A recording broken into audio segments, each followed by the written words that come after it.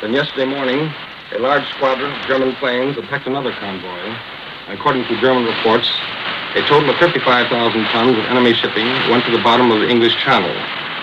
And in this particular battle, 5 British pursuit ships were shot down out of the sky, while 1 German plane is missing. All during yesterday, the air battles, or dogfights, continued over the Channel. Messerschmitts versus Spitfires and other British fighting planes. And when the day closed, 29 other British planes were put out of action, and only 2 German planes lost. That was the report that the German High Command put out last night. In any event, the day's fierce activity lifted it out of the ordinary routine of reconnaissance flights and isolated bombings by relatively small squadrons. And we may look for more of this intensified aerial and surface naval warfare in the near future. The question of food imports for the European countries, both neutral and the occupied nations, seems to be becoming more of a diplomatic battle between Germany and England. And Germany promptly lays the blame on the British blockade. Here's what the German shortwave news broadcast had to say this morning. Quote, Britain's intransigence in the question of passing through their blockade the food transports of the American Red Cross has created a most unfortunate impression in the United States.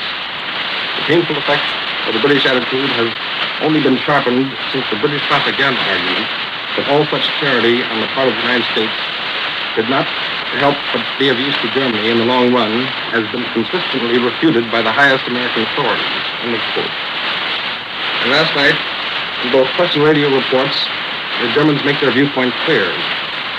They expect that Britain has the responsibility to see that her former allies, Belgium, Holland, France, and Norway, have food to last out the coming winter. And this means, for instance, that the British blockade must be lifted to allow imports of food from the United States and South America, according to the German attitude.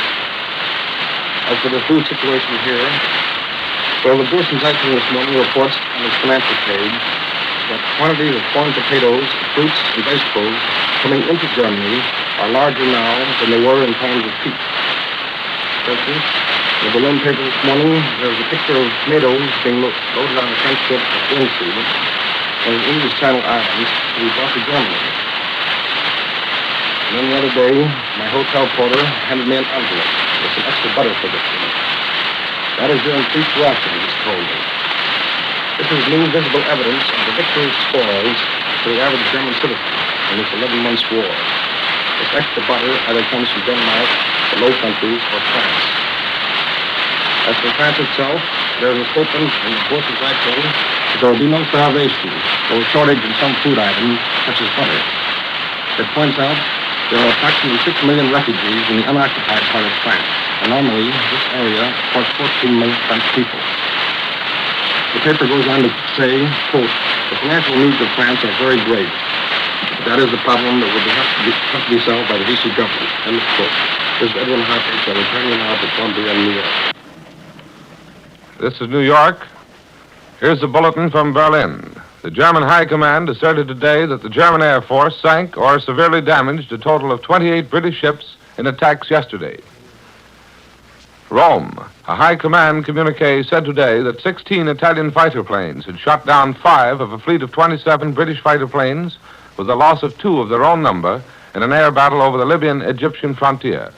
Now back to Europe for more news. News reported from the British capital by Columbia's correspondent. Go ahead, London.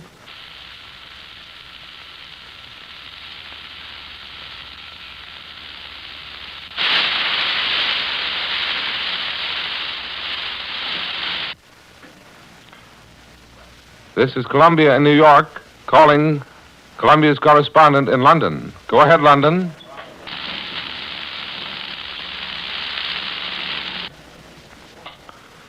At this time, ladies and gentlemen, we had hoped to report from London. Up to this moment, however, we have been unable to contact our correspondent there. Albert Warner, however, is standing by in our nation's capital to give you the latest news reports from that point. We take you now to Washington. These events in Europe continue to bring their repercussions in the United States. The triumph of force abroad creates the need for protective force here. And so, historic debate opens in the Senate today on how to achieve that force.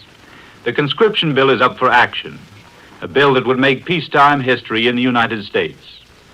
Already a $10 billion spending program for armaments has been voted. Now comes the problem of manpower. The advocates of the bill, led by Senator Burke, insist that selective service is the fair democratic approach to getting the men. There is a question also whether voluntary enlistments will produce an army proportionate to the size of the orders for military machines and to the size of the task of defending the Western Hemisphere. But the opposition feels that conscription threatens traditional American freedom. Some are afraid the country is being swept by hysteria. Some think that voluntary enlistments will supply a big enough army.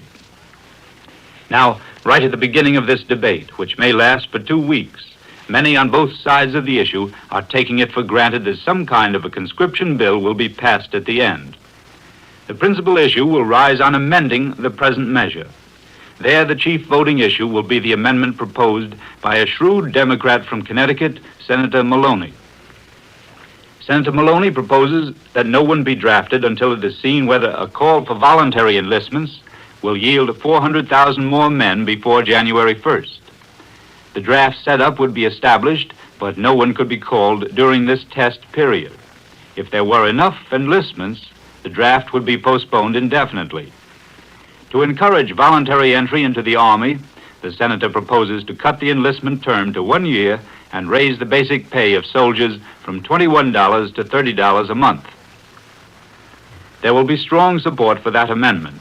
Here the fight will center.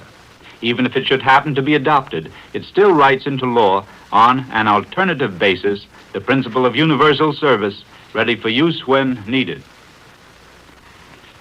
There's been so much attention to military service that the proposed program of industrial defense training for young people has almost been lost from sight. I understand that a complete, definite program for expanding the training given in the CCC camps has been pending for at least 6 weeks, and no action has been taken on it one way or another by planners in the defense setup here. This program would turn out motor vehicle operators, cooks and bakers, first aid men, medical orderlies, airplane mechanics, welders, construction men for roads, bridges, and telephone lines, map makers, and radio communication men. The program, for example, would produce 10,000 motor vehicle maintenance men every 6 months, 3,000 skilled motor mechanics, and 90,000 motor vehicle operators. All that is needed is an increase in training personnel and more equipment at the CCC camps. The groundwork is already laid in training at these camps, and its value has been demonstrated. But still, the go-ahead signal has not been received. Some of those engaged in planning youth training say there are just too many coordinators. A new plan for conducting the Democratic political campaign may be announced today. According to word coming from the inner council of the party, the country is to be divided into zones and a district manager for each area appointed. The decentralization program was worked out by the new Democratic chairman, Edward Flynn of New York, in a private meeting here yesterday. He met with Social Security Administrator Paul McNutt of Indiana, Senator Burns of South Carolina, Senator O'Malley of Wyoming, Representative McCormick of Massachusetts, and Leo Crowley of Wisconsin. It is understood that each of these men may become a district campaign manager if he will take the job. This bombing of Britain, the renewed bombing, the waves of bombing, lead the Pan American Airways people to recall a cable they received recently from a London customer. Urgent, it said, have offer of 3 finest racing horses if I can remove immediately. Want space on next clipper from Lisbon. It was too much of a problem for the traffic managers of the airline. We return you now to New York. That was Albert Warner bringing you the latest news from Washington. Here's the latest report from Tokyo. The Japan Rotary Club, with 47 affiliates in Japan and Manchukuo, has been under official surveillance since the arrest of numerous prominent Britons on suspicion of espionage. It was understood today. Usually well-informed quarters reported that the entire organization was likely to be drastically reorganized, if not dissolved, at its annual joint meeting August 14th. The newspaper Hoshi said that the Shizuoka branch of the club had voted its own dissolution yesterday in order to avoid suspicion that it was a hotbed of espionage. It includes some foreign businessmen of long residence in Japan. Hoshi said that Rotary headquarters here has been shocked by the club's dissolution. A man found loitering this morning in front of the residence of former Finance Minister Akita was arrested and found to be carrying a revolver. Akita, most influential in financial circles, is considered by right-wing elements to be pro-British. The right-wing East Asia Association presented resolutions to Prince Kanoi, Premier, Foreign Minister Yosuke Matsuoko, General Aiki Toho, War Minister, and Admiral Zengo Yoshida, Navy Minister, today, demanding an immediate declaration of war against Britain. The demand was based on the retaliatory arrests of Japanese subjects in the British Empire. Yakushiro Suma, Chief Foreign Office spokesman, when asked by German correspondents at a press conference today when Japan would dispatch economic experts to the Netherlands, East Indies, and when Kuniaki Koiso, former overseas minister, would leave to be extraordinary envoy to them, said, "I have no intention at present to dispatch an economic mission. Koiso has not yet accepted the post offered him, so I am unaware of the date of his departure." Suma said there had been no developments in the dispute arising from the arrest in Japan of British subjects and the arrest in the British Empire of Japanese subjects, but said that Foreign Office dispatches from London indicated a marked improvement in the situation. He declined to comment on negotiations regarding Indochina, except to say that general negotiations were being conducted and that there was no time limit to Indochina's promise not to send goods to China. Japanese newspapers had reported that the promise expired Tuesday and that Japan had demanded its renewal. And from Cairo comes word that British fighter planes, outnumbered 2-1, have downed 15 Italian fighter planes in the biggest air battle of the Middle East. Royal Air Force Middle East headquarters asserted today. 2 British planes failed to return. Gloucester Gladiator fighters, single-seat multi-gun biplanes, met the Italians in the neighborhood of Sidi Omar over the Italian-Libyan desert, a communiqué said. According to official estimates, the British victory brought the total of Italian planes downed in the Near East to 135 definitely, with 65 probably shot down. The Gladiators are compact biplanes.